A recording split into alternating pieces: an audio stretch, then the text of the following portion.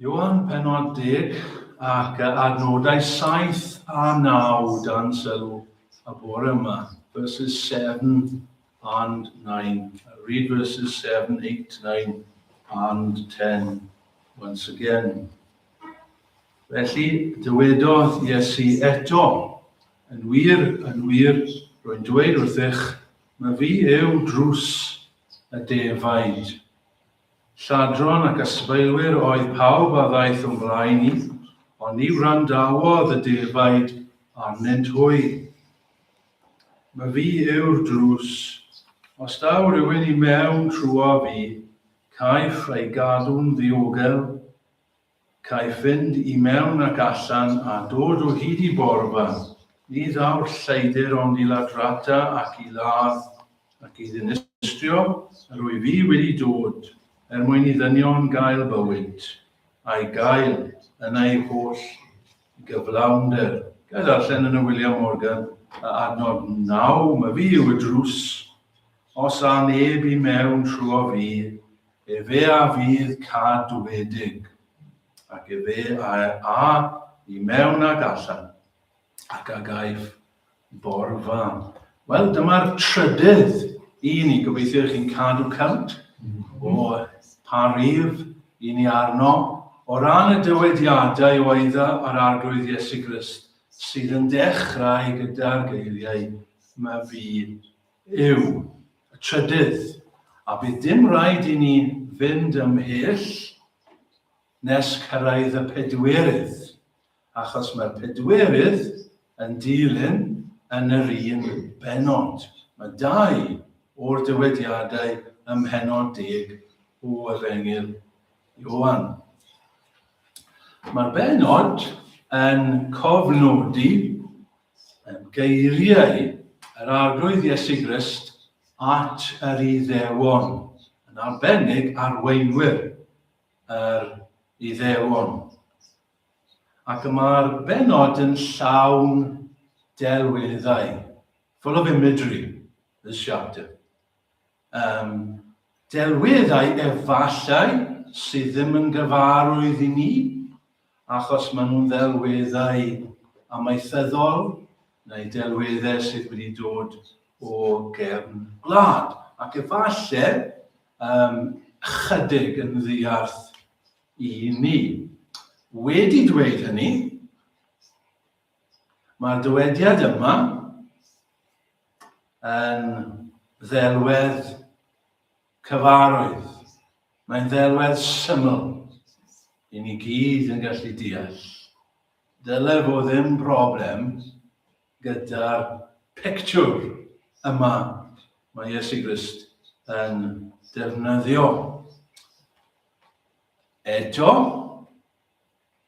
mae'n dod fel syndod i ni efallai, ond oedd rai yna oedd ddim yn deall. Ddim yn deall.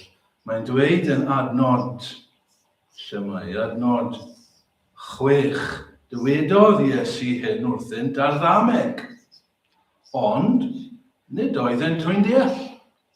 They didn't get it. Ddim yn deall. Bod i rai ohonon ni, bod y picture yn glir. Roedd rai ddim yn deall. Mae hynny wastad yn wir. Bydd wastad pobl yn gwrando, ond bydd nhw ddim yn deall. Falle dyw rai pobl ddim moyn deall. Beth mae Iesu Grist yn golygu felly trwy ddweud, Myfi yw y drws. Mae drws yn cynnig 3 pheth i ni. Mae'n cynnig ffordd mas, mae'n cynnig ffordd mewn, ac mae'n cynnig ffordd mewn a mas.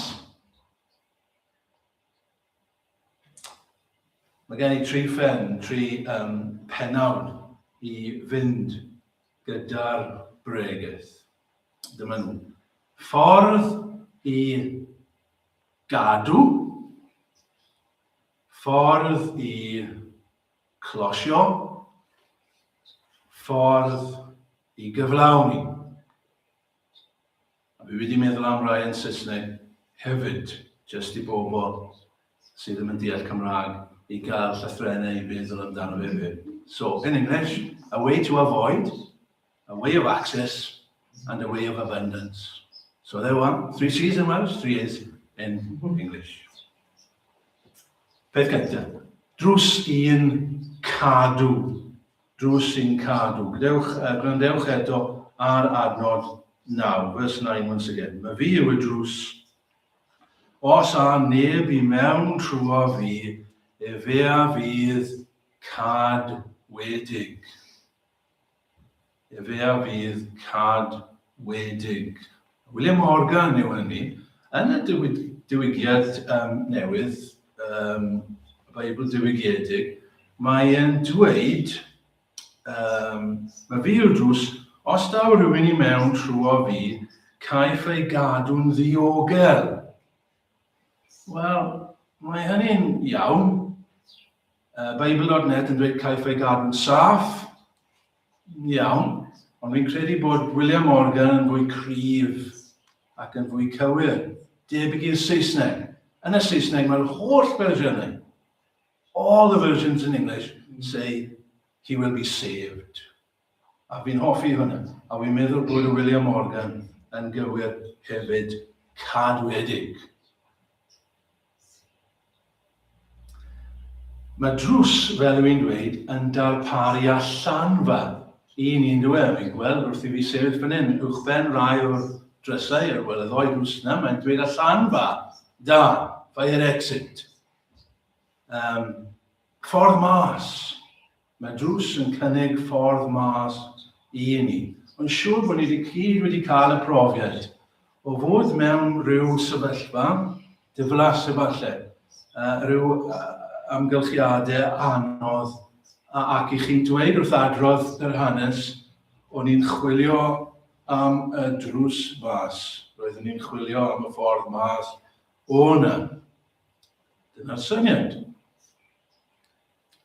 Fwy difrifol, I ni'n meddwl am bobl sydd mewn adeilad, sydd ar dân. Wel, beth yw'r peth mwyaf pwysig? Y drws, mwyn mynd mas o'r lle yna. Ffordd allan. Ffordd I ddianc. Neu hyd yn oed fwy difrifol. Meddylwch bod chi mewn lift. Falle bod hwnna'n yna o hwnna rai, achos chi ddim licio bod mewn sefyllfaoedd fel hyn. Ydych chi mewn lift, a mae'r lift yn mynd lawr a wedyn mae'n stopio.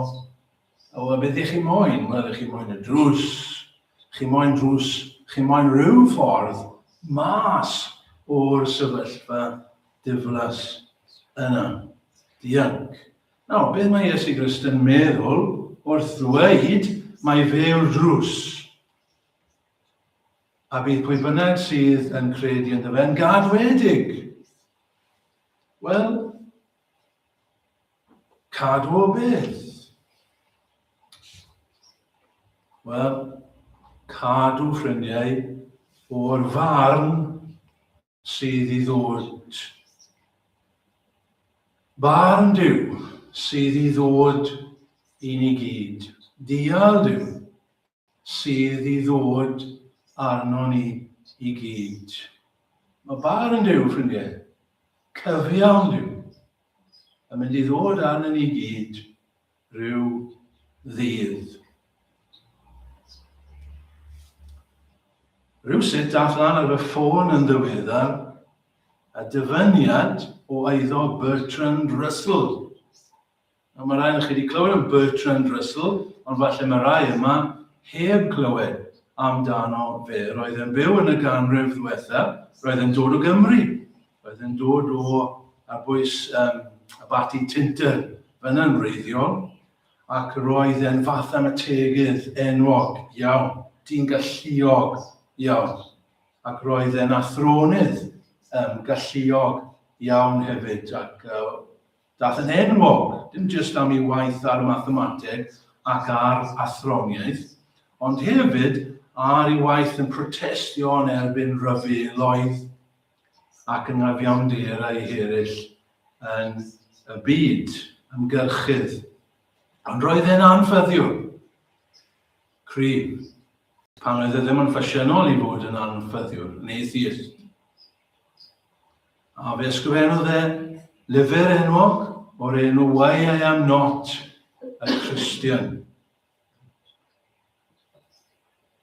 A dyfyniad dath lan ar fy ffôn oedd hyn. Dy ddim yn hir iawn, ond grandewch yn astyr ar beth wedodd Bertrand Russell. There is one very serious defect, to my mind, in Christ's moral character. Beth dewr i ddweud yna fe? One defect, one moral defect. Un peth o'i le yn ôl Bertrand Russell ar Iesu Grist a chymeriad Iesu Grist. And that is that he believed in hell. I do not myself feel that any person who is really profoundly humane can believe in everlasting punishment. Mae rhaid i ddweud un peth am Bertrand Russell. Roedd e'n onest wedi darllen yr Efengylau ac roedd e'n gweld wrth astudio bywyd a geiriau Iesu Grist bod y dyn yma yn dysgu fod na siwd le ag effaith. O leia, mae Bertrand Russell yn digon onest i weld hynny, ddim fel lot o weinidogion a phregethwyr sydd ddim moyn siarad am y peth. O leia, Bertrand Russell yn gweld, mae Iesu Grist, os chi'n derbyn Iesu Grist, chi'n gorfod derbyn bod na effaith i gael. Ond oedd e ddim yn hoffi hynny. Doedd e ddim yn humane. Doedd e ddim yn garedig. Doedd e ddim yn dda i unrhyw un i gyhoeddi bod yna siwr le i gael ag effaith yn ôl Bertrand Russell.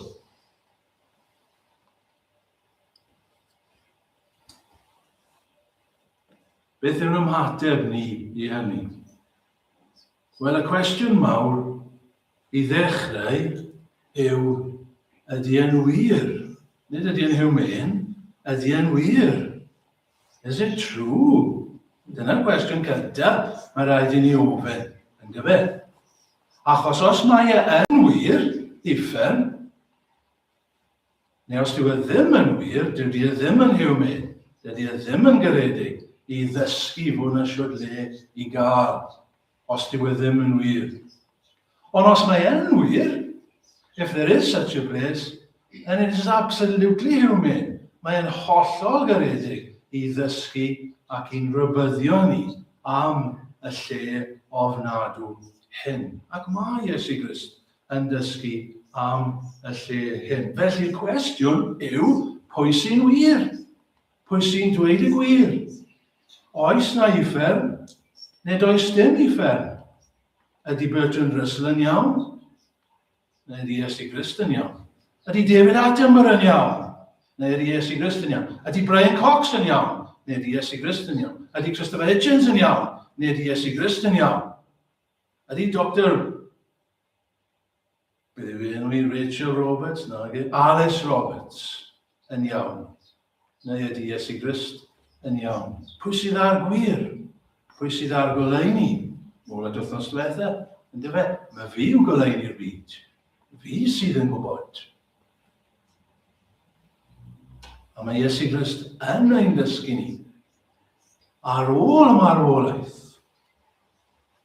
Mae siwr le. A mae'n le ofnad. Mae'n y dan yna. Mae'n y dywellwch yna. Mae'n rincian danedd yna. Ac i ni gyd yn mynd yna, ffrindiau. Os gael mynd nôl at y darlun, i ni gyd yn y lift yna. Sydd yn mynd i un lle. Ond mae yna drws yn ôl Iesu Grist.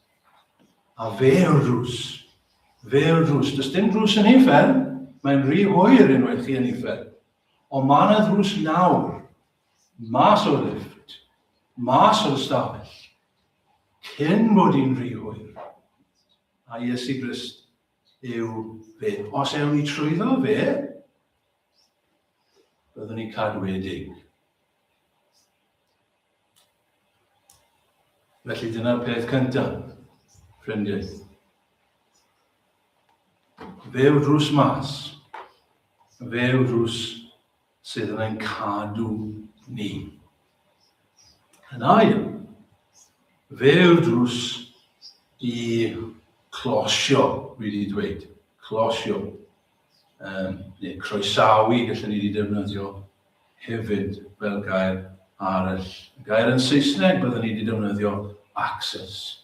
He's the door of access. Nid yn unig mae drws yn cynnig dihanfa, ffordd mas o rywle, mae drws hefyd yn cynnig wrth gwrs ffordd mewn i rhywbeth. Ydy e? Mae e'n fynedfa i ni i rhywbeth. Mae Iesu Grist, ffrindiau, nid yn unig yn ffordd mas o rhywbeth, hynny yw'n dihanfa o uffern, ond mae e'n ffordd mewn i rhywbeth hefyd. I beth? Gai gynnig dau beth i ni, i feddwl amdano fe ymhellach. Two things. Jesus is the access, the way in to. A beth cyntaf yw mae e'n ffordd i mewn i deulu Duw. Ni'n gallu closio, agosau. Dyna beth yw glosio ond y fe. Ni'n gallu dod yn agos, mynd i mewn i deulu Duw. So pa mae'n dweud fi yw'r drws? Dyna'r peth cyntaf fan hyn. Sylwch beth wedodd e? Mae fi yw'r drws pwy? Y defaid. Y defaid. The sheep. Pwy yw nhw? Wel, nhw yw pobl Dduw. Os chi'n darllen y benod, mae'n siarad am pobl Dduw. Gwir pobl Dduw. Y defaid. Fe gan sy'n ni'n mynd Charles Wesley am cael bod yn rhan o bobl Dduw. Wel, dyma'r ffordd. Dyma'r ffordd mewn i bobl Dduw.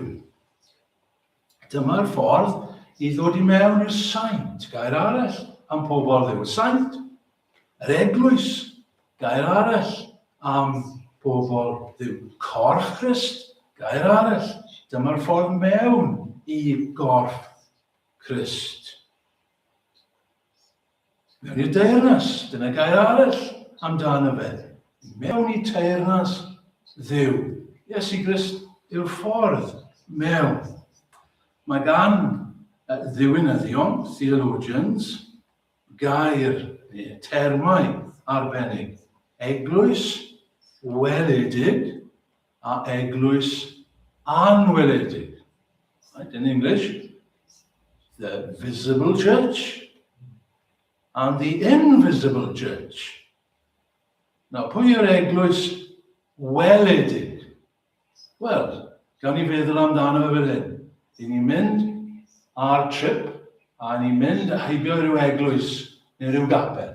A ni'n stopio, a ni'n mynd off y bus, ac ni'n mynd mewn trwy drws yr eglwys neu'r capel, a ni'n gweld torf o bobl yna yn yr eglwys, ac maen nhw'n addoli. A ni'n sefyll yn y cefn, ac ni'n edrych ar y bobl hyn yn addoli Duw. Pwy yw nhw? Nhw yw'r eglwys weledig. Nhw yw'r pobl ni'n gallu gweld sydd yn addoli yn yr eglwys. Ffordd i chi'n dod yn aelod o'r eglwys weledig. Wel, mae gwahanol ffyrdd. Chi'n gallu cael eich bedyddio. Chi'n gallu cael eich derbyn i aelodaeth trwy ddweud, wi moyn dod yn aelod. Chi'n gallu cymryd o'r swper yr arglwydd ac i chi'n dod yn aelod ffordd yna. Dyna'r eglwys weledig.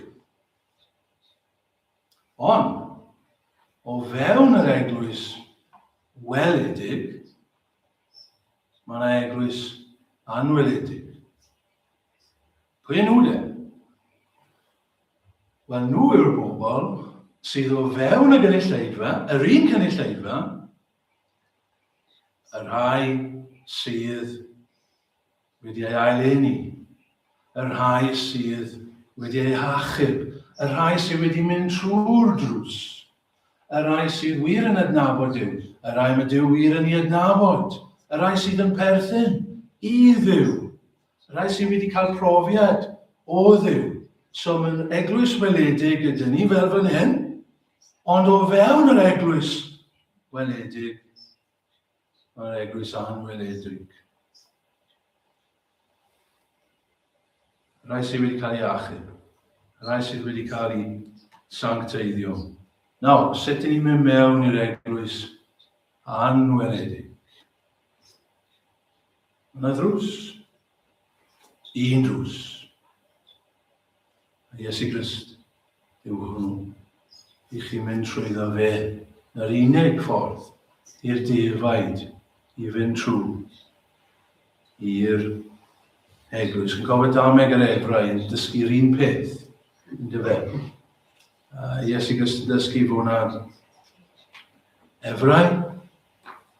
Mae yna wenydd. Mae yna ebrau. Fi'n gweld ffrindiau, does dim pearly gates. Pan ni'n marw, ni'n mynd i ryw clwydi, a wedyn ni'n penderfynu os ni'n ddigon da. Na. Nonsens yw hynny. Mae'r drws yma i ni yn y byd yma nawr. Hebrews 12. Fe ddarllen y geiriau hyn i chi. Hebrews 12 and verse 18, os ych chi moyn dilyn, ond bydd yr un darllen y geiriau. Oherwydd nid ydych wedi dod at ddim y gellid ei gyffwrdd at dan sydd yn llosgi, at gaddig a thywellwch a thymestl, at floedd itcorn a llef yn rhoi gorchymyn nes i'r rhai a'i clywodd ymyl am i'r llyfaru beidio. Am na allent oddef y gorchymyn, os bydd yn nifer hyd yn oed yn cyffwrdd ar mynydd rhaid ei lybyddio. A chan mor ofnadwy oedd yr olygfa dywedodd Moses, y mae arnaf arswyd a chryndod. Ond, chi ddim wedi dod at y pethau hynny, medda'r awdur, ond, i chi wedi dod at fynydd Sion, ac at ddinas y Duw fyw, y Jerusalem nefol, ac at farddion o angylion, yn cadw hwyl, a chynulleidfa rhai cyntyfynedig sydd â'i henwau yn ysgrifenedig yn y nefoedd, ac at Dduw, barnwr pawb, ac at ysbrydoedd yr rhai cyfiawn sydd wedi ei perfeithio, ac at Iesu, cyfryngwr cyfamod newydd, ac at waed y teinelli sydd yn llefaru'n gryfach na gwaed Abel. Felly dyna'r peth cyntaf o fewn y pen hyn. Mae e'n drws i mewn i ni glosio at deulu Dduw. Ond mae'n ail beth o fewn y pen yma closio. Nid yn unig y mae e'n drws i ni deulu Dduw, ond dyma Iesu Grist hefyd yn drws i ni i bresenoldeb Duw ei hun. I bresenoldeb Duw. He's a door to God's presence. Access oedd y gair defnyddius i yn Saesneg. Mae gyda ni fynedfa, mae gyda ni ddyfodfa at Dduw ei hun. Romans 5 and verse 1 and 2. Am hynny, oherwydd ein bod wedi ein cyfiawnhau trwy ffydd, y mae gennym heddwch a Duw trwy ein harglwydd Iesu Grist, trwyddo ef. Yn wir, cawsom ffordd trwy ffydd i ddod i'r gras hwn, ar ydym yn sefyll ynddo. Rydyn ni, os ydyn ni wedi ein cyfiawnhau trwy ffydd, Mae gyda ni fynedfa nawr at Dduw. I ni gallu dod at Dduw trwyddo fe. Paul yn dweud wrth yr Ephesiaid yr un peth, yn bod ni'r un adeg wedi bod yn bell. Ond i ni nawr wedi dod yn agos trwy ei waed e. Cofio Iesu Grist yn dweud wrth i ddisgyblion ar y bregeth ar y mynydd fel hyn. A phan weddiech, cau y drws. Mae'n dweud wrth ni fynd i stafell ddirgel, a chau y drws, a galw dy dad yr hwn sydd yn y dirgel.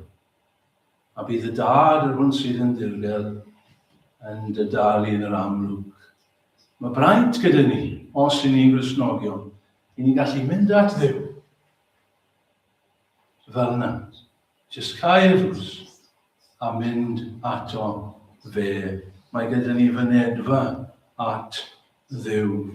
Fyddwn ni'n canu ar y diwedd. Crist ydyw'r arch a'r drigareddfa'r rad.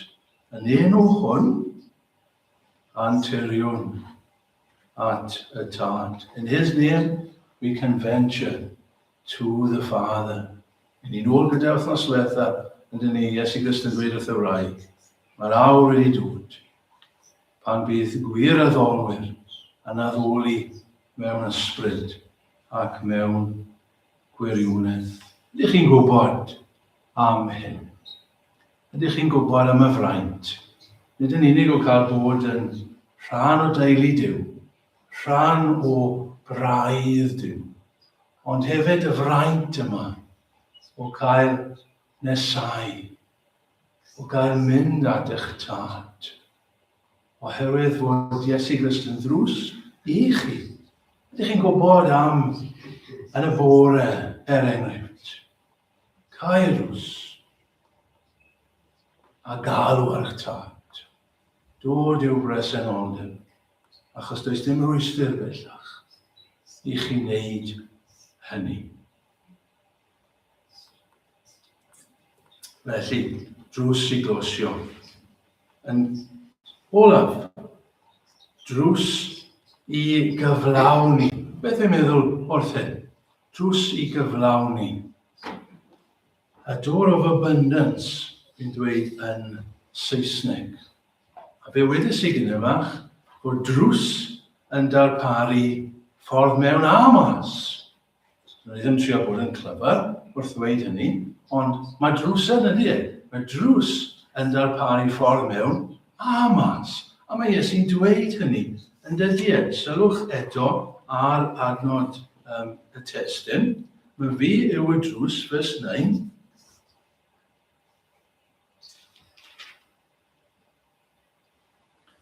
Os daw rhywun i mewn tro fi, fe gaiff ei gadw'n ddiogel, caiff fynd i mewn ag allan.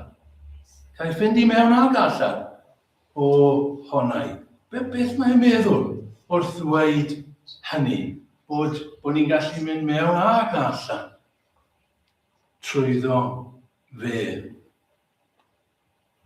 Wel, yn credu bod Iesu Grist fyna yn pwysleisio ansawdd y bywyd i ni'n cael trwy ddod ato fe. The quality of the life that we receive if we enter through him. I ni'n dod yn rhan o'i braidd, i ni'n cael breintiau o ddod yn un o'i braidd, a ni wedi nodi rai yn barod. Un braint yw bod chi ddim goffa mynd i uffern. Chi wedi dianc o uffern. Braint arall yw bod chi'n dod yn rhan o deulu Duw. Braint arall yw i chi'n cael mynediad at Dduw mewn gweddi. Ond, mae mwy na hynny. A yn credu beth mae Iesu'n bwysleisio fan hyn, does dim cyfyngiadau pan chi'n dod yn Gristion. There are no restrictions. Mae yna ryddid pan i chi'n dod yn Gristion. Chi'n gweld beth mae'n dweud, bydd na fynd mewn ag allan a byddwch chi'n dod o hyd i borfa. Mae'n rhywbeth da am hynny. yn diwedd. A gair fi wedi dewis cyflawnder oherwydd eto, os ydyn ni'n mynd ymlaen gyda geiriau Iesu Grist, mae'n dweud hyn. Nid yw y lleidyr yn dyfod, vers 10, ond i ladrata ac i ladd ac i ddistwio, Myfi a ddeithym fel y caint fywyd. Ac y caint ef yn helaethach yn y William Morgan, ond fan hyn yn fwy cyflawn. In English it says life, some of the versions, in abundance, more abundantly. What else do we have? Satisfying life, and some versions, life to the full. Helaethach. Fe yw'r drws, ffrindiau, i'r bywyd hyn, i'r bywyd sydd yn helaethach, i'r bywyd sydd yn llawnach. Does dim gwell fywyd na hyn, os ych chi'n dod ato fe. Bywyd ar ei orau. Nid byddwch chi'n cael popeth. Na. Dydy Iesu Grist ddim yn addo hynny. Dydy Iesu Grist ddim yn addo, os ych chi'n dod trwy ddeu, byddwch chi ddim yn cael problemau, byddwch chi mor gyfoethog a iddon mysg. Na, dydy e ddim yn addo hynny. I ni, wrth gwrs na, dydy e ddim, ond byddwch chi cael bywyd. Byddwch chi cael bywyd llawn, cyflawn. Bydd rhywbeth yna chi, byddwch chi ddim moyn cael gwared e. Achos bydd yn well na'r byd yma i gyd. Byddwch chi'n cael dedwyddwch. Contentment. Ni ddim moyn cael gwared hwnna. I ni'n hapus gyda beth sydd yn ni. Ie, mae yna problemau. Ie, mae yna dywyllwch. Ond mae yna fywyd, achos ni ddim mynd trwy'r drws. Mae yna rydded i ni. Ie, mae yna bethau ni'n osgoi pechod. Ond heblaw am hynny, mae'r byd yma yn eiddo i ni. Ac ni'n gallu mwynhau bywyd. Ni'n gwybod am heddwch cydwybod. Chi'n gwybod am hynny, ffrindiau? Ydych chi'n gwybod am heddwch cydwybod? Beth bydde pobl yn rhoi am hynny? Pobl y byd, what would they give for peace of conscience? Mae'n cael ei roi ni. Mae ddeiant o'n pechodau i gyd. Bywyd yn helaethach. Fe yw'r bara, chi'n gweld? Dy fe? No, fe yw'r bara sydd yn bodloni. Satisfies us. Fe yw'r goleuni. Ac os ni'n rodio ynddo fe, ni'n cael golau trwy'r amser, golau i bresenoldeb e gyda ni. Fe yw'r dŵr. Ac os ni'n yfed o'r dŵr yma, ni ddim yn sychudu beth eto. Achos mae yna ffynon tu fewn sydd yn tarfu i fywyd tragweddol. Roedd Thomas yn darllen i ni nos Fawrth yn y cwrdd gweddi o Matthew Henry. Falle bod rhaid chi wedi clywed hyn. Roedd Matthew Henry marw yn eitha ifanc, 52 mlwydd oed. 52, Matthew Henry died. And he was on his deathbed. And this is a quote. I'll end with this. You have been used to take notice of the sayings of dying men. This is mine. He was dying. He was on his deathbed. And this is mine. And a life spent in the service of God and communion with Him is the most comfortable and pleasant life that anyone can live in this world. So question ffrindiau yw hyn. Ydyn ni fyna? Ydyn ni yn y bywyd yna, oedd gyda Matthew Henry, in service of God and in communion with Him, access to Him. A mae'r bywyd gorau. Ni ddim moyn bywyd arall. Rwch miliwn i ni. Rwch biliwn i ni. Rwch triliwn i ni. Dyma'r bywyd ni mwy. Communion with God and service to Him. Felly, ffrindiau, ydych chi wedi bod trwy'r drws? Yna'n cwestiwn pwysig gyda fe. Ydyn ni wedi bod trwy'r drws? Ffrindiau, mae bywyd yn fer, ni wedi cael ein atgoffa. Ydyn ni wedi bod trwy'r drws? Ydyn ni wedi osgoi ffer? Ni ddim moyn mynd i ffer. Dim ond un ffordd sydd. i osgoi ffedd. Mynd at Iesu Grist, fe'r drws. Dim ond Sam Bertrand Russell, mae yna siwr le. Ond mae yna ffordd mas. Mae yna ffordd mewn i braidd pobl Dduw heddi. Chi'n gallu bod gyda pobl Dduw. Chi'n gallu bod gyda Matthew Henry. Chi'n gallu bod gyda Wesley. Chi'n gallu bod gyda Anne Griffiths. Chi'n gallu bod gyda Williams Pantyceilin. Chi'n gallu bod gyda Iesu Grist a'i anghelion ni. Just trwy mynd trwy'r drws, chi'n gallu cael mynediad ar Dduw heddi mewn gweddi. Os ych chi'n dod yn enw Iesu Grist, ac ych chi'n gallu cael y bywyd yma, mynd mewn a mas, dim ots beth ych chi'n neud. Falle ych chi ddim wedi mynd yn bell, falle byddwch chi ddim yn y papur newyddion. Ond mae bywyd ych chi, a bywyd yn ei holl gyflawnder. Felly, awn at y drws, a chilw.